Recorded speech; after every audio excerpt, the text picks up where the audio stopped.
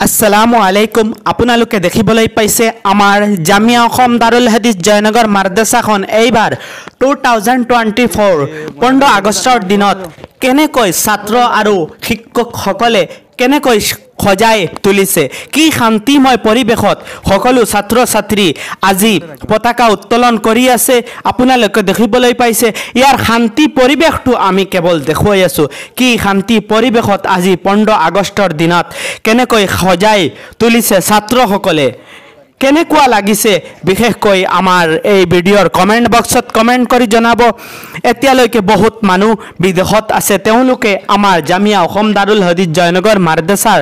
শান্তিময় পৰিবেশটো দেখিবলৈ নাপায় তাৰ কাৰণে আমি ভিডিঅ' বনাই আপোনাক দেখুৱাই আছো কি শান্তিময় পৰিবেশত ছাত্ৰ আৰু শিক্ষকসকলে খজাই তুলি ভিডিঅ'টো কেনেকৈ হৈছে জনাব ভিডিঅ'ৰ কমেন্ট বক্সত